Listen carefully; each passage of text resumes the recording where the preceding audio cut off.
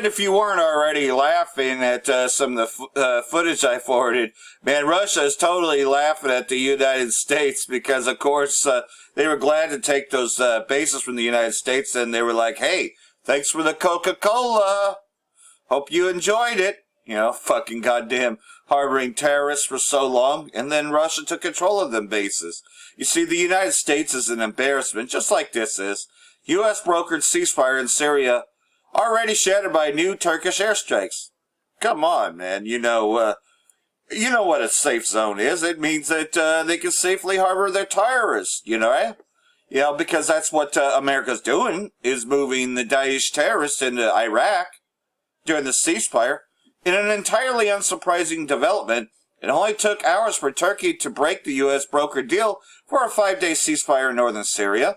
The late Thursday newly linked ceasefire was announced by Vice President Mike Pence from a lengthy meeting with President Erdogan. It crucially involved allowing Kurdish fighters to evacuate battleground border towns, and in exchange Turkey would agree to halt its offensive. But new Turkish airstrikes near the border of Ras al-Ain have shattered the apparently fragile agreement. 5 civilians were killed in Turkish airstrikes on the village of Bab al-Khair, east of Ras al-Ain. One Syrian war monitoring group cited the AFP said 4 SDF fighters were also reported killed in that strike, according to the report. So, you know, you can pretty much see, though, that there really was no ceasefire. And, you know, all this is just small talk anyways. This war will never end. In an official statement, the SDF condemned what it called a clear violation of the terms of the U.S.-Turkish agreement. And let's face it, SDF, those are terrorists. You know, they're not there by the Syrian Arab Army. They're a terrorist group. Despite the agreement to halt the fighting, air and artillery attacks continue. Fuck. Trying to read this and then this goddamn shit happens. Well, that's the only problem with this particular site. Continue to target the position of fighters, civilian statements in the hospital, and Ras al-Ain spokesman Mustafa Bali said. This despite no Syrian Kurdish representatives being part of the closed-door last-minute deal-making in Ankara on Thursday, and despite international pundits God damn it! Fucking hate this fucking site. Where the fuck is it?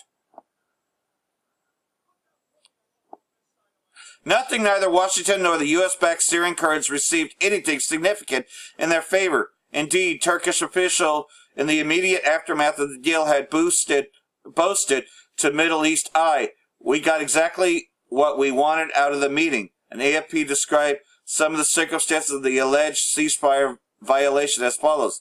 The incident took place as a 200-vehicle convoy headed towards Ras al-Ain to evacuate civilians who have been virtually besieged there since the start of the Turkish cross-border assault on October 9. Let's face it, there was no humanitarian efforts at all by the United States. This was just a way for them to stay in Syria. Critics have noted this will be tantamount to legalize ethnic cleansing. And who's that sound like to you? Ethnic cleansing. You always hear about Benjamin, not a Jew, talk about ethnic cleansing over in Gaza, which proves our point that Erdogan is in fact Amalek. Erdogan has expressly stated that his instinct to cleanse it of Kurds while moving Syrian Arab refugees and ethnic Turkmen in, which the Syrian Arab refugees are terrorists. Move in the terrorist groups that they sponsor. The Kurdish-led SDF, meanwhile, has agreed to ceasefire in the area between Ras al-Ain and Tal Abyad to its west in areas that the Turkish forces have already effectively captured. Military situation in northern Syria before days of the U.S. brokered ceasefire, envisioning the 32-kilometer deep safe zone Erdogan desires to establish. So, pretty much, though, listen to this. President Trump, for his part, has praised the deal of making a great day for civilization, that millions of lives will be saved to, according to a Thursday tweet. Sounds like what George Bush said when, he left all those Kurds to die in Iraq after he said, go ahead and sponsor a campaign against Saddam Hussein and you'll have our backing.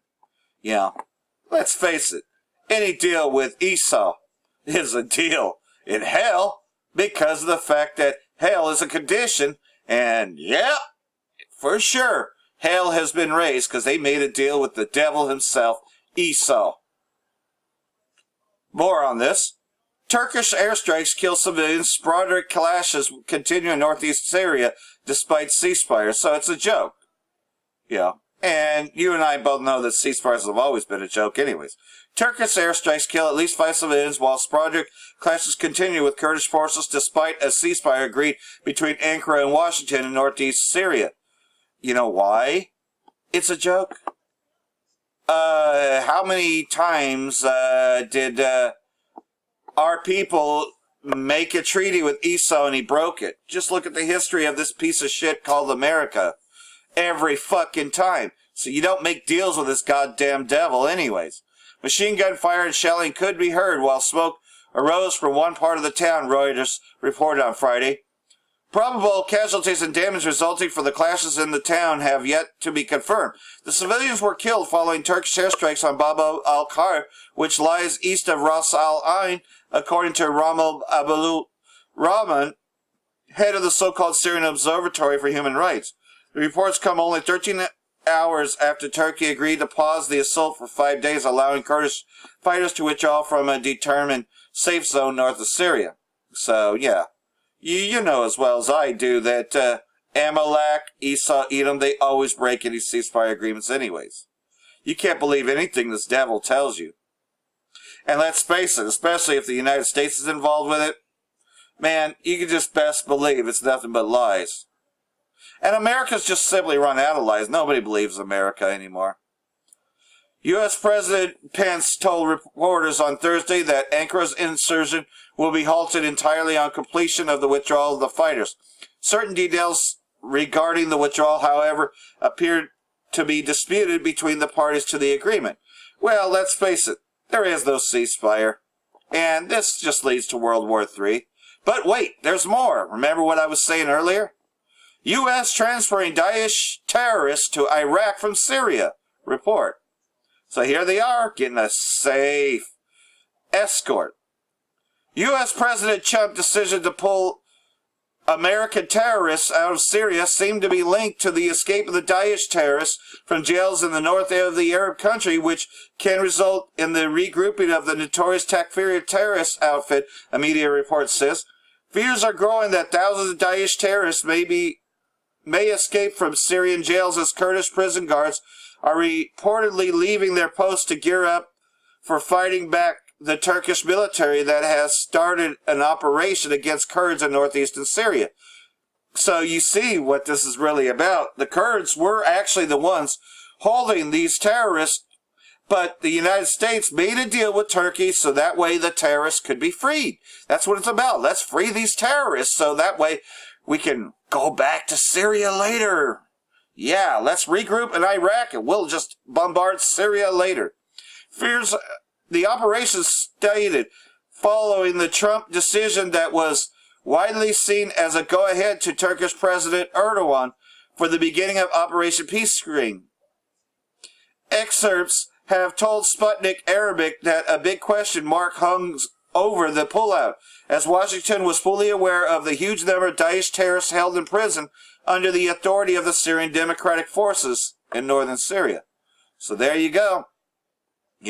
They're free to do what they want any old time because they have the backing of the United States.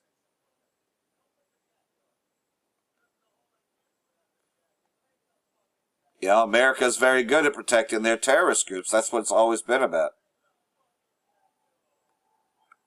Last year, leader of the Islamic Revolution, Ayatollah Sayyid al-Khamenei, had warned the United States was relocating Daesh from the Middle East to Afghanistan to rationalize its military presence in the region. Okay, well, maybe they want to make it there, but they're moving them into Iraq for now. Probably once they get into Iraq, of course, they can just fly safely over there. Let's face it, though. I mean, by transferring Daesh from Iraq and Syria to Afghanistan, the White House seeks to justify the continuation of its presence in the region and to create security for the Zionist regime, Ayatollah Khomeini said in January 2018, which we know who the Zionist regime is. That's another code for Amalek, which has always been about Amalek, at least their flock drawing them into this war. But wait, there's more.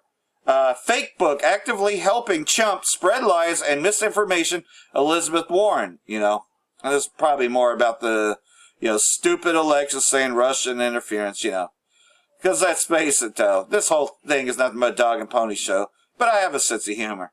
Warren on Thursday censored Zuckerberg for a speech he made earlier in the day at Georgetown University in Washington, D.C., saying his comments show how unprepared Facebook is to handle the 2020 election.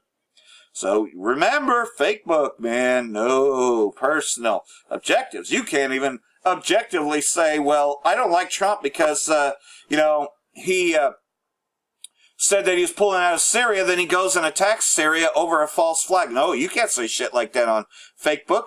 So therefore, you're not able to convey information or your personal opinion. No, man, it's nothing but a spy book anyways.